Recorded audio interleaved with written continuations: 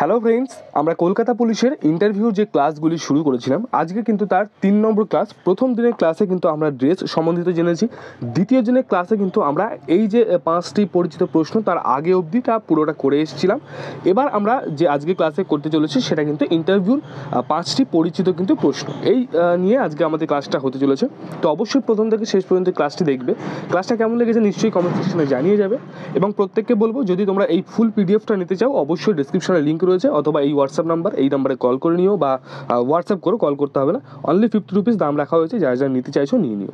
দেখো প্রথম যে প্রশ্নটা সেটা হচ্ছে আপনার সবথেকে বড় শক্তি কি, বা যেটাকে আমরা ইংলিশে বলি your strength and your weakness, যেটা হয় সেটা কিন্তু দুর্বলতা। ক্লিয়ার? তো দেখো এর উত্তর সবাই কেমন করে দেয়, এইভাবে দেয় যে আমি খুব কঠোর, সৎ ইত্যাদি। ঠিক আছে, তো আমরা কি করবো, আমরা এর থেকে একটু বাইরে বেরিয়ে কিছু অন্য জিনিস বলবো যাতে আমাদের ইমপ্রেশনটা আরও ভালো পড়ে।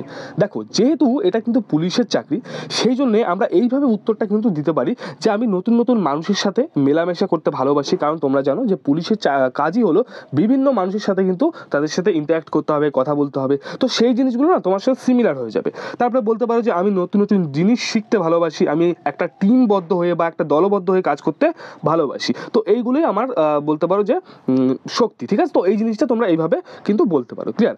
আচ্ছা, এরপরে যেটা আছে তোমার সর্বশ্রেষ্ঠ দুর্বলতা, বা যেটাকে আমি এক্ষুনি বলছিলাম উইকনেসেস, তো সেই জিনিসটা তুমি কিভাবে উত্তর দিতে পারবে। দেখো এই যে একটা প্রশ্ন না, এই প্রশ্নটা কিন্তু খুবই ইম্পর্টেন্ট প্রশ্ন। এই প্রশ্নের মাধ্যমে কি বলতো, যারা ইন্টারভিউয়ার থাকে তারা কি চায় যে তুমি তোমার সম্বন্ধে কতটা সচেতন এবং তুমি কতটা সৎ, যে তুমি তোমার দুর্বলতাকে কি স্বীকার করছো নাকি তুমি সব পারো।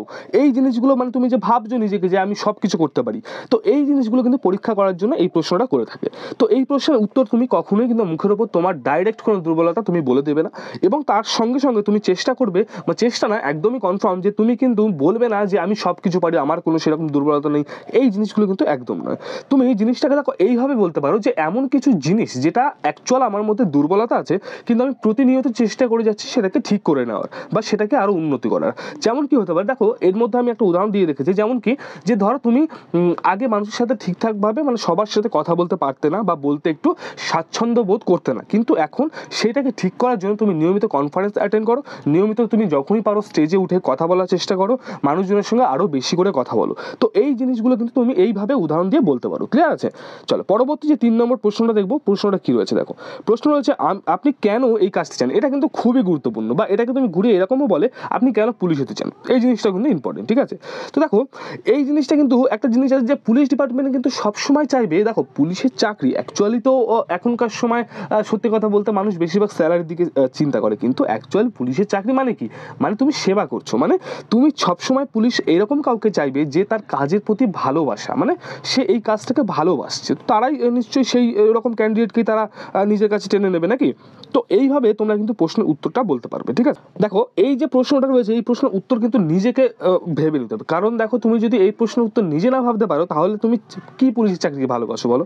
দেখো তবে এই লাইনটা তোমরা কিন্তু অবশ্যই এখানে অ্যাড করবে। কি অ্যাড করবে, যে দেখুন মানে তুমি যা বললে একটা কিছু ভেবে, কিন্তু তার সঙ্গে এই লাইনটা অ্যাড করবে যে তুমি সবসময় সাহসিকতার সাথে যে কোনো পরিস্থিতিতে ঠান্ডা মাথায় কাজ করতে পারো। এই জিনিসটা কিন্তু অবশ্যই অ্যাড করবে।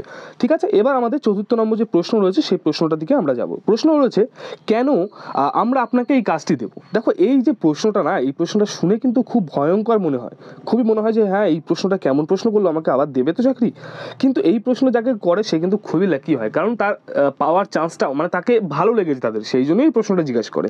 তো মনে রেখো এই প্রশ্নটায় তুমি কিন্তু ঠান্ডা মাথায় 3টে পয়েন্ট আমি তোমাকে বলে দিচ্ছি, যে পয়েন্টগুলো এখানেও লেখা রয়েছে আমি তোমাদেরকে বলে দিচ্ছি এখানে কি লেখা রয়েছে। দেখো প্রথমত যে তুমি কি শুধু কাজই করবে না, উল্লেখযোগ্য সাফল্যও কিন্তু অর্জন করবে। মানে আমি যে শুধু কাজই করে যাচ্ছি কোনো ফল পাচ্ছি না এরম না, তুমি কাজও করবে তার সঙ্গে সঙ্গে কিছু ফল মানে তার যে সাফল্য সেটাও কিন্তু আনবে। দ্বিতীয়ত রয়েছে কি, যে তুমি যে ধরনের মানে টিম বিশেষে, ঠিক আছে, তুমি যে কোনো টিমের সাথে যে কোনো পরিবেশে কাজ করতে প্রস্তুত রয়েছে। এবং তৃতীয়ত রয়েছে কি, যে তুমি অন্য যে কোনো মানুষের থেকে কিন্তু এই কাজ করতে সব থেকে বেশি মানে তাদের তুলনায় তোমার যোগ্যতা বেশি এই চাকরিটা পাওয়ার জন্য। এই 3টে কথা অবশ্যই তুমি এর মধ্যে অ্যাড করে দেবে। ওকে, তো এরপরে আমাদের যেটা রয়েছে 5 নম্বর প্রশ্ন, আপনার স্বপ্নের চাকরি কি। তো এটা তো একদমই খুবই ইম্পর্টেন্ট প্রশ্ন রয়েছে। ঠিক আছে, এই প্রশ্নের সাথে আগের প্রশ্নের কিন্তু অনেকটা মিল রয়েছে। ওকে, কারণ দেখো ইন্টারভিউরা জানতে চেষ্টা করছে যে আপনার জীবনের লক্ষ্যের সাথে এই চাকরির কাজের কি মিল আছে। তো এই যে প্রশ্ন রয়েছে তার উত্তরে অবশ্যই তোমাকে তোমার যে চাকরির কাজের সাথে সামঞ্জস্য রেখে কিছু স্বপ্ন বলতে হবে। ক্লিয়ার আছে? মানে এই যে পুলিশের চাকরি তুমি করবে না, তো এর সঙ্গে সঙ্গে মিল খায় এইরকম কিছু তোমার স্বপ্ন বা বলতে পারো এইরকম কিছু তোমার ইমাজিনেশন পাওয়ারটা কিন্তু ওখানে দেখাতে হবে, ঠিক আছে? তো এই কটাই ছিল আজকে গুরুত্বপূর্ণ 5টা প্রশ্ন। এইবার বলি কিছু ইম্পর্টেন্ট কথা। আমি আগের দিন দেখেছিলাম ভিডিওর তলায় অনেকে লিখেছিল যে আমি অন্য কাউ থেকে কপি করেছি। দেখো, প্রথম কথা হচ্ছে আমি আজ পর্যন্ত এতগুলো স্টাডি মেটেরিয়াল বানিয়েছি, যদি কেউ প্রথম কথা যদি আমি কপি করতাম তাহলে সে তো নিশ্চয়ই জানে, সে তার ইউটিউব চ্যানেলে বলে দিত যে এই কপি করেছে বা কিছু। দ্বিতীয়ত আমার ওপর কপিরাইট স্ট্রাইক আসতো, আমার ওপর কোনো অ্যাকশন নেওয়া হতো। আজ পর্যন্ত কেউ নিয়েছে? কেউ নিতে পেরেছে? কারণ আমি কোনোদিনও কিছু কারোর কাছ থেকে না কপি করেছি না করি। কোনো আপডেটও যদি আসে, যদি তার আগে 2-3 জন দিয়ে দেয়, আমি কিন্তু তারপর আপডেটটা দিইনি। কারণ কি? কারণ সবাই তাদের ভাববে যে আমি তার কপি করছি, ওই জন্য আমি দিই না আপডেটটা। দেখো, কিছু কিছু প্রশ্ন আছে যে প্রশ্ন, দেখো এই প্রশ্নের যে উত্তর, এই প্রশ্নের উত্তর আমি কেন, পৃথিবীর যেই দিক না কেন ওই সেম উত্তরই দেবে, একে কি পাল্টানো যাবে? তারপর তুমি ধরো নদিয়া সম্পর্কে ডিটেল, এই ডিটেলটাকে আমি আর একজন যে বানাবে সে কি তো আলাদা বানাতে পারবে? সেম বানাতে হবে। নদিয়ায় যে নদী রয়েছে জলঙ্গি, সেটাকে ও বলতে পারবে যে নেই আর আমি বলতে পারবো আছে? এরকম হতে পারে? তো সেই জন্য কিছু কিছু প্রশ্ন থাকে যেগুলো কিন্তু 100% মিলতেই হবে, কিছু করার নেই এতে। হ্যাঁ, কিন্তু দেখো কিছু প্রশ্ন এরকম আছে যেগুলো নিজে থেকে আমরা তৈরি করি। যেমন দেখো এই যে কলকাতা পুলিশের দেখো অল ডিটেল, এই যে কলকাতা পুলিশের যে অল ডিটেলস, সেগুলো কিন্তু আমরা অ্যাড করে দিয়েছি। এইগুলো তুমি আশা করছি কোনো বইয়ে পাবে না, এগুলো আমরা উইকিপিডিয়া থেকে কিন্তু ভালো করে খুঁজে খুঁজে নিয়ে এই জিনিসগুলোকে তোমাদের জন্যই তৈরি করা হয়েছে, ঠিক আছে? তো একটাই কথা বলি যে আমরা করছি, তো এটা ভেবো না যে আমি কারোর কপি আমি কোনোদিনও করিনি, আর আশা করছি জীবনেও কোনোদিনও কারোর কপি করার মানে সেই খারাপ দিনটা আমার আসবে না, ঠিক আছে? তো ব্যাস এইটুকুই বলার ছিল। এবার যারা ভালোবাসো আমাকে তারা জানো, যারা জানো না তারা কি বলবো বলো, তাই না? তো ব্যাস এইটুকুই। এই যে তোমাদের এর সঙ্গে কিন্তু দেখো এই যে বর্তমানে কে কোন পদে রয়েছে সেই পিডিএফও কিন্তু আমি অ্যাড করে দিয়েছি। তো অবশ্যই তোমরা এই যে পিডিএফটা রয়েছে এটা যদি চাও নিতে পারো। পরের দিন কিন্তু আমরা তার পরবর্তী যেটুকু রয়েছে সেটুকু কিন্তু করবো। ওকে, তো ব্যাস দেখা হচ্ছে পরবর্তী ক্লাসের সঙ্গে। আজকে ক্লাসটা একটু ছোট হয়ে গেল কারণ আমাকে বিকালবেলায় আবার একটা ক্লাস দিতে হবে যেটা লেডি কনস্টেবলের কারেন্ট অ্যাফেয়ার্স নিয়ে, তো সেই জন্য একটু বিজি রয়েছি। আর যদি তোমরা চাও পিডিএফটি এই ইন্টারভিউ ফুল পিডিএফটি নিতে, অবশ্যই ডেসক্রিপশনে লিঙ্ক রয়েছে, 50 রুপিস দাম রাখা হয়েছে, তো ওখান থেকে নিয়ে নিতে পারো। ঠিক আছে, দেখা হচ্ছে পরবর্তী ভিডিওতে।